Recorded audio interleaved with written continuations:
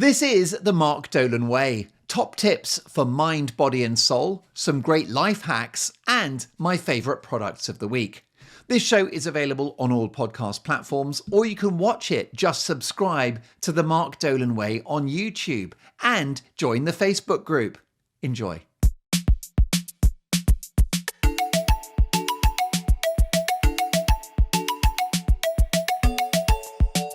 Hello and welcome to the show. I hope you are very well. I hope you've had a great week. You've got no idea how disgusting I am. Do you want to know how disgusting I am? I don't honestly think you're going to believe this. I think you're going to be in shock. I think that 1% of you will consider this to be acceptable behaviour. I was in my local shopping area, which is called Crouch End. It's a suburb of London. It's quite pleasant, really. It's got a clock tower. It's got a couple of big supermarkets, lots of restaurants and cafes, a few pubs. It's got everything you need if there was some kind of global lockdown, which of course we've had in the past. And you could be well served with Crouch End. It would have everything that you needed. And actually, I don't mind the localism. It's quite nice being able to walk down to your local supermarket and then walk back home with all of your stuff. It's old school. It's very last century. Quite like it. Anyway, that's Crouch End. And I'm down there hovering. Well, I went into a charity shop. So that would be the first thing to say. I don't really have a product of the week for you this week. But can I just give you a general one, which is charity shops. Now, this show is global, which means that some of you listening may not know that expression, may not use that expression, but it's a second-hand store. The Americans call it a thrift shop, I think, or thrift store. And it's basically second-hand things. And I love it because it's very environmentally friendly, because you're buying things that already exist. They didn't have to be remade. It's inherently, it is recycling, isn't it? And I often go in with stuff like I donate, and then I come out with more than I've donated, which obviously is a bit silly, but that's what I'm like. And what's good about charity shops is that the profit goes to charity, obviously.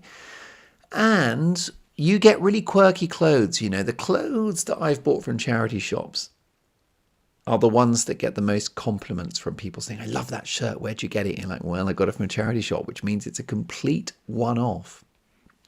Got some really unusual things. I got recently an MTV jumper. Like, remember MTV, music television, which was a huge deal in, well, would have been the 80s, wouldn't it? 80s and 90s. MTV was the big thing. Music television, MTV, started in America, became global. And if you went into pubs and you went into gymnasiums and you went into cafes, MTV would be on, wouldn't it? If you're old enough to remember, you would have videos of Michael Jackson and Kylie Minogue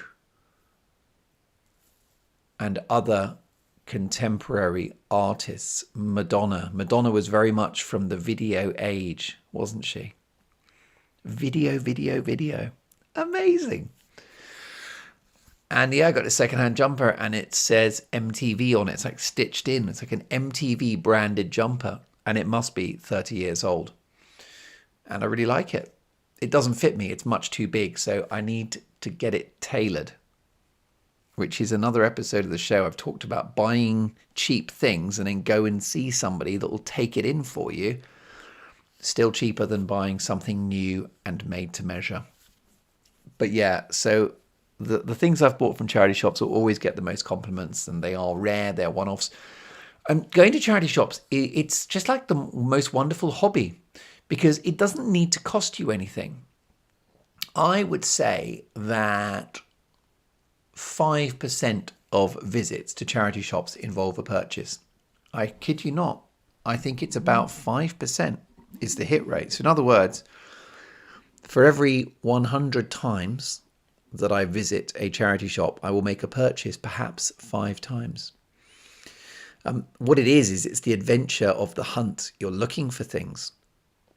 And it's just a pastime. It's just a hobby. and it will save you a lot of money rather than going to actual shops where things cost a lot of cash. Like ties, for example. I do buy quite a lot of ties for my TV show because actually I do a lot of shows and I like to mix it up for the viewer and give them a variety. I honestly do not have enough ties to fulfill demand. In an ideal world, I would be like David Letterman and have a different tie every day for 35 years. I don't think old Letterman recycled very much. Whereas I'm working with about 15, 16 ties that I like in circulation, with a few in heavy rotation. And if we're honest, I probably should mix it up a bit more. Did I wear the beige one on Sunday? I was planning to wear the beige one on Sunday. I think I did, yeah. I've got a beige tie. Whenever I wear this beige tie, I always have a good show. It's literally my lucky tie. It's slim and beige, much like me. And I wear it with a white shirt with something called, what's it called? A cutaway collar. So it's a very open collar. And then a navy blue jacket. Beautiful. Never had a bad show wearing that tie. But I don't abuse it. You know, if I wore it every time, I'd start having bad shows. So I keep it as the good special tie. I bring it out when I'm going to need it most. It's like a powerful resource. It's a potent resource. It's like Obelix's magic potion in Asterix. It's like Popeye's spinach. Do you remember that Popeye, this sort of geriatric sailor who used to suck spinach through his pipe inexplicably, which I would humbly suggest is a hazard. That's a choking hazard, isn't it? What a guy. He was punching above his weight, wasn't he? Because he was dating Olive Oil, who was, let's be honest, decades younger than him. That relationship is what I could only describe as inappropriate. I think post-Me Too, in the post-Me Too era, I think that old Popeye's in trouble. I really do. I think he's the seafaring equivalent of Hugh Hefner. And I think the chickens are going to come home to roost. I think it's game over for Popeye. I wonder if Popeye's still going. Do you realise I have just libelled and slandered Popeye, who is probably owned by Warner Brothers Studios or something? And therefore I am playing with fire legally, aren't I? Making these aspersions about Popeye and his age gap love affair with Olive Oil. So let me say that Mr. Popeye denies all allegations and that Olive Oil was of a legal age when he first met her.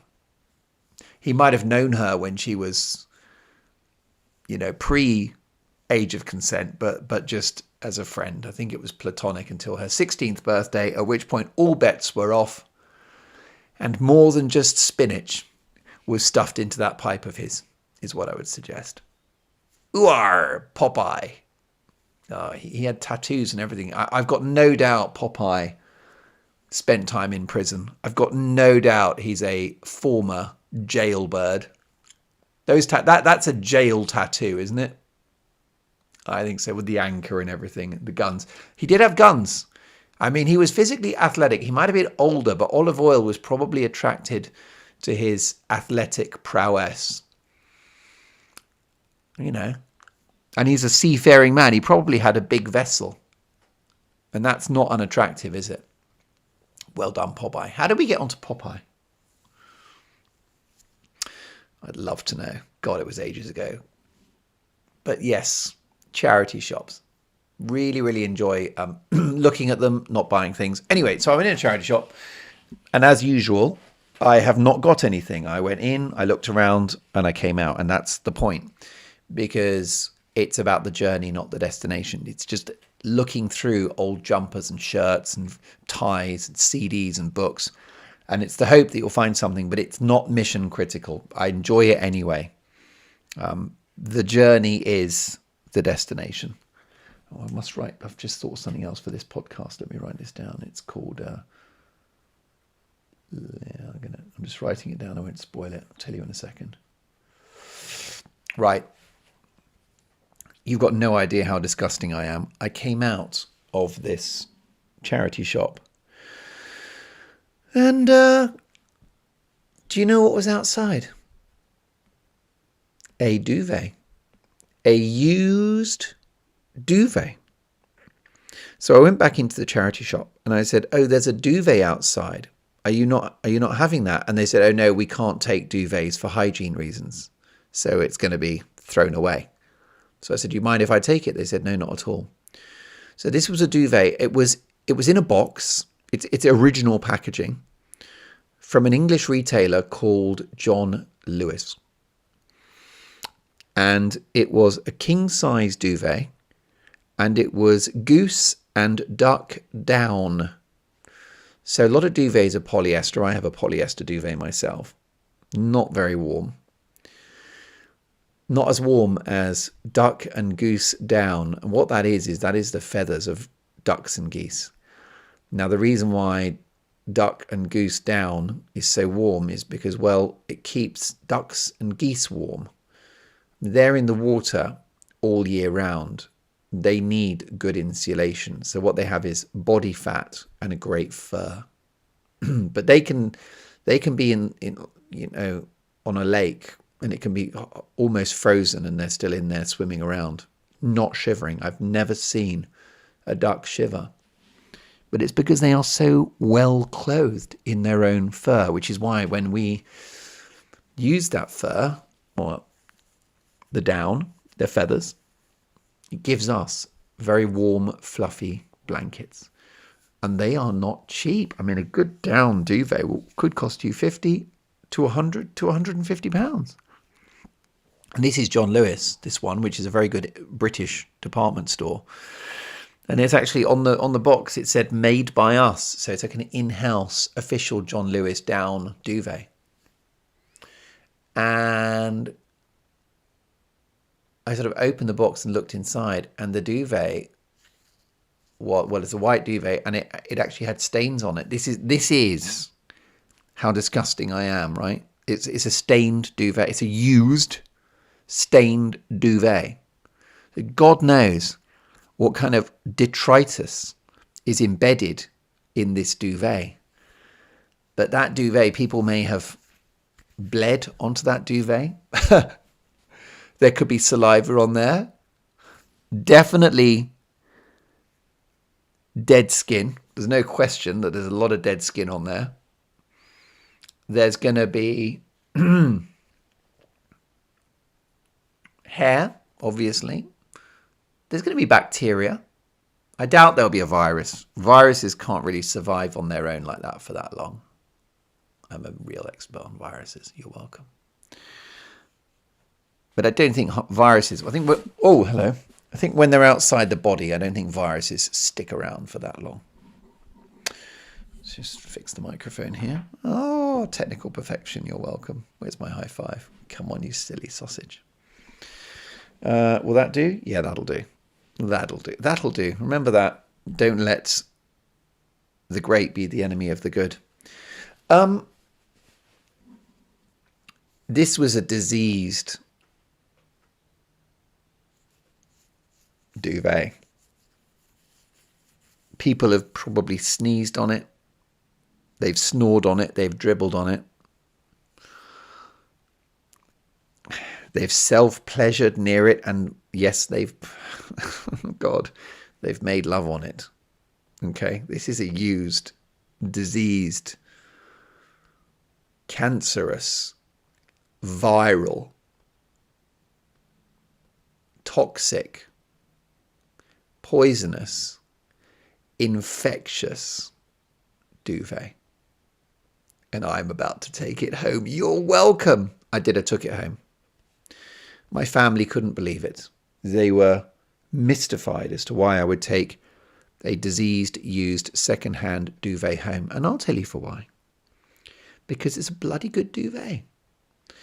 And first of all, let's imagine there was a war, or even like an apocalypse, right? Let's say that a nuclear bomb's been dropped and just the electricity's down, there's no running water, people have been bombed out of their homes, right?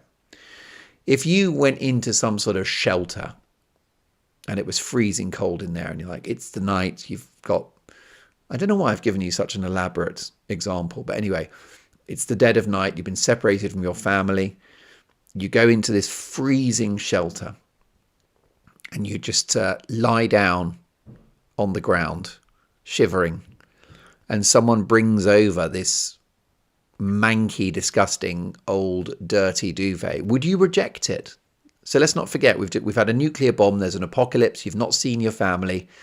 It's about 5 degrees in this sort of makeshift shelter that you're staying in, that you found refuge. You can hear bonfire outside, and you're shivering to death. Are you telling me that you won't let one of the helpers wrap you in this down duvet, which is used and diseased?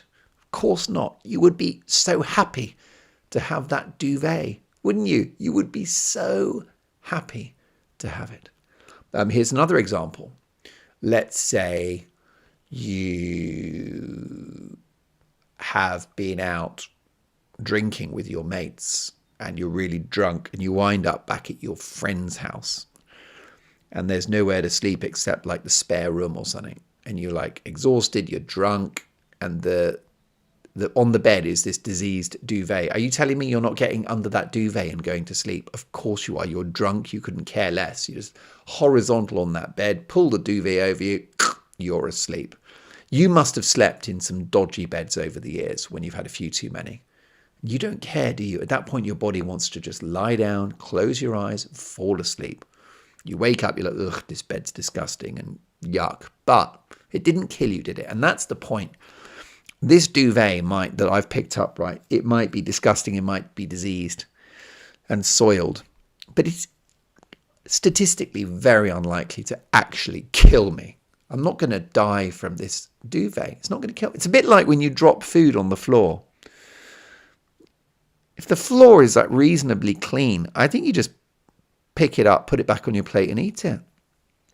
The only time I've not done that, a while ago, I got a burger at a farmer's market and I dropped the burger on the floor. The burger fell on the ground and I picked it up and I carried on eating it, and then it was gravelly, and it was because there was some gravel from the ground that had stayed on the burger. That was a mistake. But if you drop something on the kitchen floor, I mean, it's not the end of the world, is it? Just the other day, I had a curry, and it was a lamb rogan josh, which I think is an excellent curry, and it's from a supermarket called Marks and Spencer. And it comes in a very flimsy packaging. I was at work, and it was in its packaging in my work bag, and I just kind of let my bag fall to the floor. I didn't drop my bag, but I kind of just like let it fall onto the ground, and I heard this boop, this little exploding sound, and basically for some reason the impact caused the curry to pop open.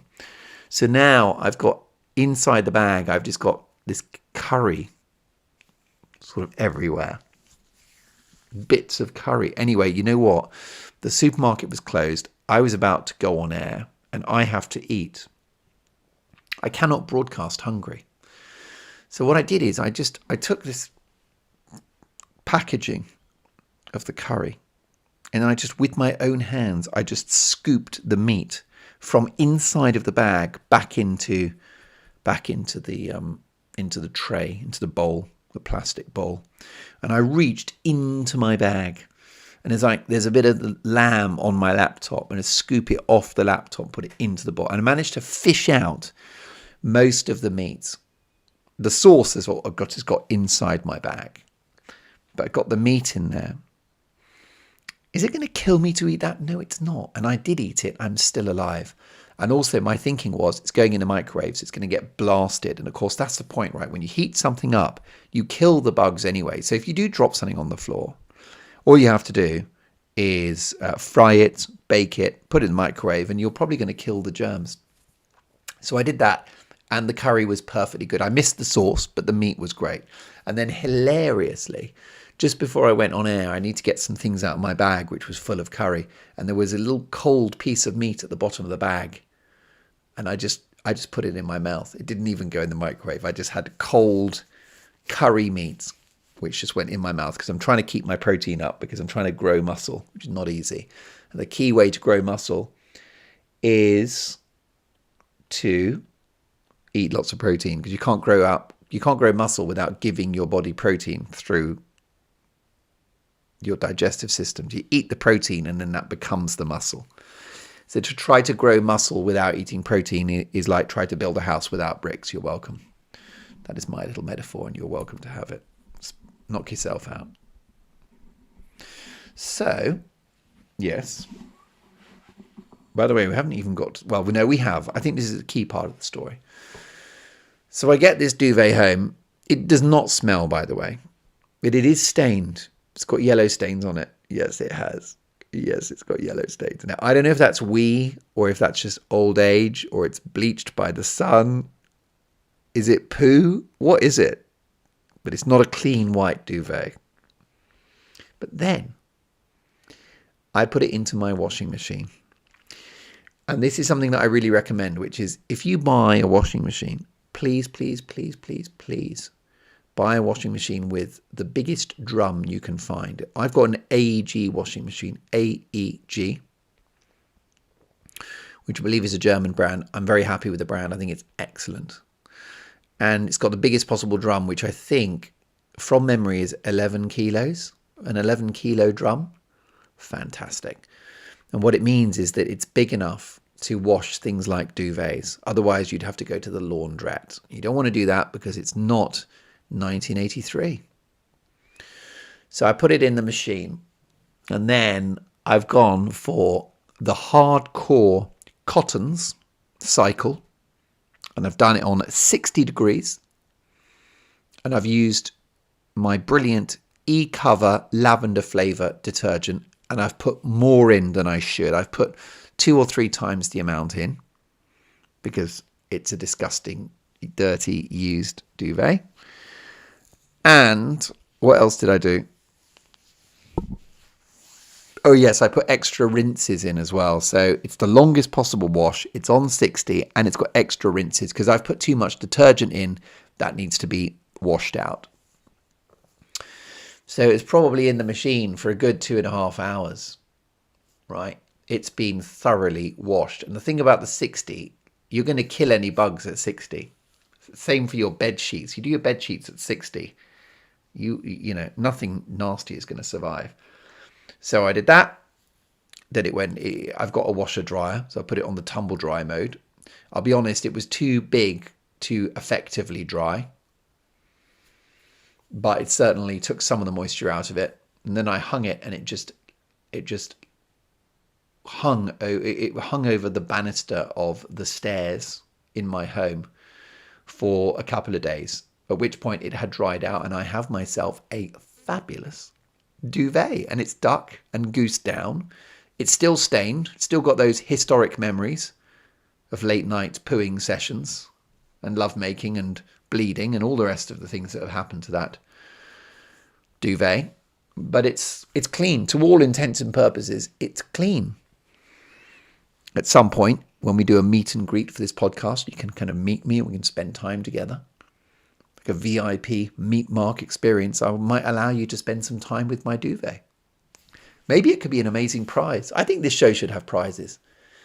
Imagine if the prize for this week's episode, which I think is episode 59, by the way. Imagine if the prize was that I send you this disgusting duvet in the post. I mean, that's a biohazard. I'm not sure the Royal Mail would be willing to do that. Anyway, there you go. I'm so happy with it. I'm using it. Also, the other reason not to be so completely squeamish about this secondhand duvet on the street is that it's got a duvet cover anyway. So there's a cover that goes on the duvet. So why are you so afraid? Chill out, man. Chill the hell out. It's really warm. It absorbs the heat of your body and bounces it back to you, and it's breathable and it's natural and it's great, and I'm very happy with it. So what's the method? What is the lesson of the story? The lesson of the story is do not be snobbish about free stuff that you see on the street. Make sure it is make sure it's, don't know why I've got a mixture there of sort of kind of a hiccupy burpy thing, which you'll only be aware of if you're watching on YouTube. If you heard, I don't think I disguised it quite well. It's a case of if you see free stuff in the street, don't turn your nose up at it. It may have value and you could take it home. And if you're not sure, take it home with you. And then if you don't like it, you can chuck it out. Someone else like me will come along and grab it. Make sure that it is actually they are giving it away, and then they're not having. I've had a couple of close calls where I've seen some great free stuff on the street, like flat screen TVs and laptops and antique furniture, only to realise that they're moving house and it's going in a van. That was awkward. But as a general rule, a lot of stuff that's left in the street is being thrown away, and it may be of use to you. So go for it. Go for it. Do you remember a few months ago I was telling you about my addiction to mirrors? I love to collect mirrors. People always throw away mirrors. I've got so many mirrors. I'm looking at one now that was thrown away. Big an IKEA door, which has got a mirror on it. And it's taller than me. It's probably 2.5 meters high. Being thrown away. I got it for nothing. A proper mirror like that, if you commissioned a mirror of that size, it would cost you £200. Now, is there a point to this? I think there is. Now, shall I power through a few things to tell you about? Well, that was the disgusting story and then charity shops. Let's go for it. I heard a very good motivational line from John McEnroe, who said that the best athletes are the ones who play every point as though it's the last one they're going to play. And he said that if you play every point like it's the last one you're going to play, he said in tennis, that you'll be in the top 50, even if you're no good at tennis. I mean, I think he was exaggerating, but he was trying to get across the point that if you're playing tennis, it's every point is like you just give absolutely everything to that point.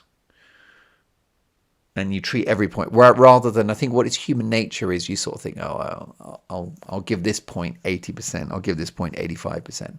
And he's saying that the winners are the ones who give everything, absolute 100% every single time.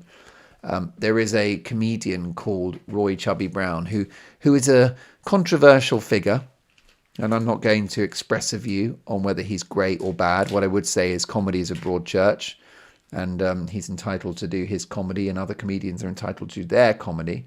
Some people think he's sexist and some other stuff. I don't have a strong view.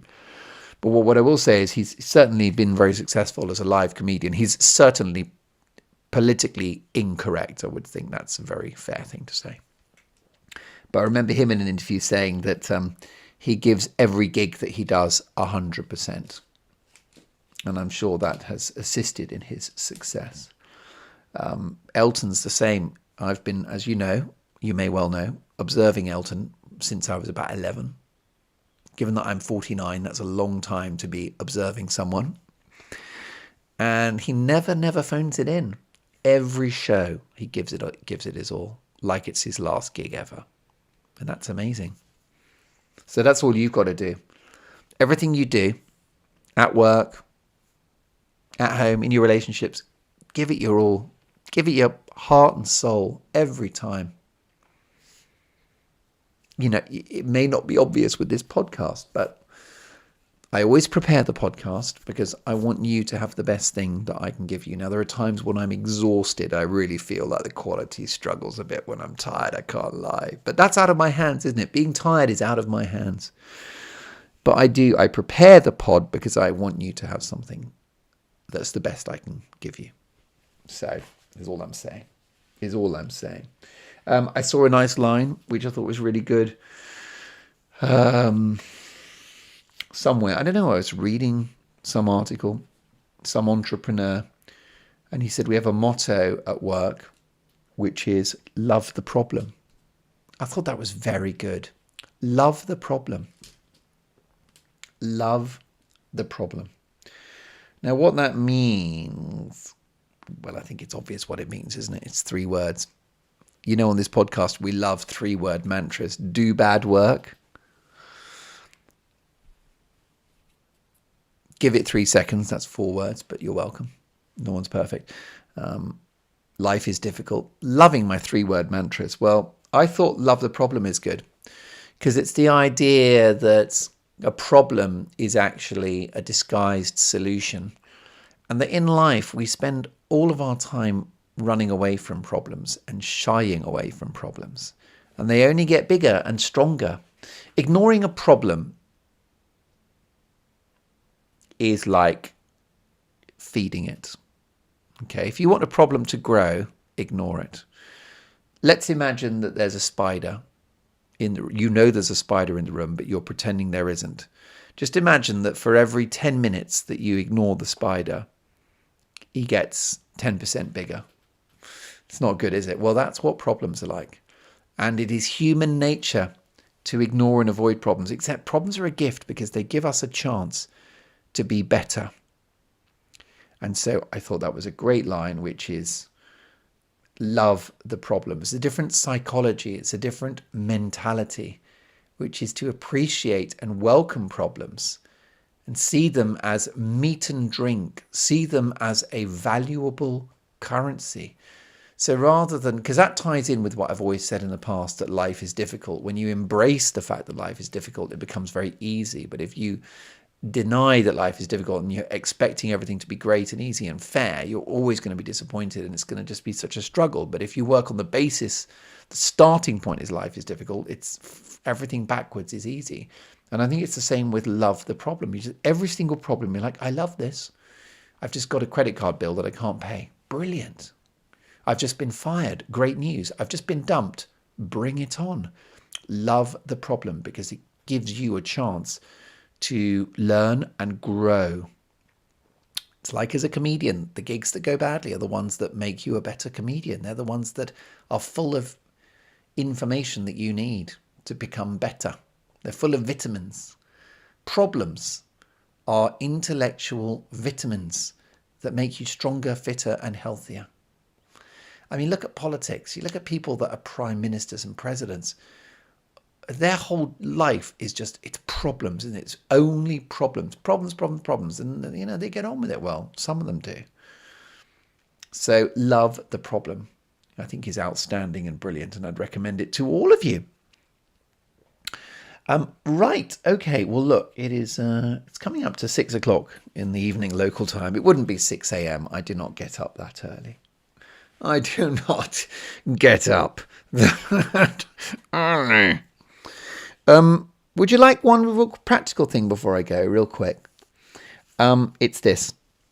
If you're having trouble sleeping, can I recommend whey protein? Way to go. Whey protein is the byproduct of dairy. That's completely natural. I mean, it's a processed product, but it's a powder. It's a bit like a kind of dry milk powder, but it's a waste product of dairy. I have it in the house because it helps me reach my protein goals so that I can then hopefully grow some muscle. Plus, I find it quite tasty. You have the whey protein. I take a scoop of whey protein, contains about 25 grams of protein. I actually have 2 or 3 scoops, would you believe? That's outrageous, isn't it? And then I add milk. And I have to mix it up, and you can put some... I would recommend, by the way, that you get the unflavoured whey protein. And then you can add... I would recommend stevia drops, and I have caramel stevia, and I add stevia as a natural sweetener, which contains no calories. I take my whey protein, I mix it with milk, a couple of drops of stevia, a couple of ice cubes. It's a delicious drink. It's like a milkshake. It's no different to a milkshake. You can get flavoured whey. And if that's your bag, then go for it. But I find the flavouring has a kind of artificial taste to it. I don't enjoy it. I find it like sickly sweet. So I'd rather be responsible for my own sweetener. But you can get a flavoured whey. But if not, go unflavoured is how I do it. Mix it with milk. I make it quite sludgy, quite thick. Anyway, if you're having trouble sleeping, go and get some whey protein. And what you do is you get a mug and you mix your milk with the whey and then a little sweetener. And you drink that, and what it will do is it will fill up your tummy, because quite often one's having trouble sleeping because one is a bit hungry if the tummy's empty, because I don't eat late because I think it's really bad. It makes me tired the next day. So I'll eat at like 6, 7 at the latest. Sometimes by the time I get to bed at 11, I'm actually a bit hungry. And normally I fall asleep. There are times when I can't. So I go and get myself the whey protein, a scoop of whey mixed with milk. And then I'm out like a light. Now, the reason why you can't eat late and then sleep is because you've got all this food and it has to be digested whilst you're asleep. But a scoop of whey is fine because it's a powder and then you drink it in liquid form and it's very easy for your body to digest that. That's not hard. In a way, it's like pre-digested. But although I'm not an expert and always consult your doctor, I know nothing about medicine or the body, but just from my own personal experience, what I find with the whey is I drink it. It's going to spike your insulin. You're going to get a shot up of insulin because protein does actually make insulin go up, especially whey because it's so processed. What that means is you get this spike of insulin, and then about 20 minutes later, you're going to get a lull and you're going to be really sleepy. So what I do is I get the whey protein, I drink it, then I go straight to bed and lie down, and then within minutes I'm asleep. And I think it's because I've spiked the insulin and then I've got the crash, and I've used that crash, I've deployed the crash as a mechanism of falling asleep. And it works. It worked last night. I did it last night. Couldn't really get to sleep. I was tired, so tired, but couldn't get to sleep. I was a bit wired and a tiny bit hungry. So I had my whey protein. Now, don't have too much because, I cannot have a lot of fluids at all. So I make my whey protein really sludgy, like a thick milkshake. I'll tell you the thickness I have mine is like melted ice cream, or a tiny bit thicker even than that. So I have mine sludgy because I don't know why, but if I have too many fluids, I don't feel good the next day. So I have mine sludgy, but hopefully you're normal and don't have to worry about that. But there you go, whey protein. Try that as a sleep aid and let me know how you get on. But I do think that the insulin spike and the crash is what's going on there. And it works every time. And I think it's good for you. I think it's whey protein. It's amino acid. It's beautiful and it's natural. I'm a big fan, but I'm not a nutritionist. So please speak to experts at all time. Okay, well, listen, I will see you in a week's time. Lots to get through for the next one. I'm already looking at the notes for the next show and I cannot wait. But be lucky. Keep an eye out there for free stuff. Love the problem. Will you do that for me now? For the next 7 days, I want you to love the problem. Change your mindset and enjoy and embrace the problem. Love the problem. You can do that for me? Love the problem. 7 days, every day. Wake up in the morning. I want you to love every problem. And what you'll find is that when you love the problem, you'll address it and you'll solve it. And that will place you in the top 5% of all of the brilliant people in the world, which is what this podcast is all about, placing you in the top 5%. Have a great week. Love the problem. And I'll see you in 7 days.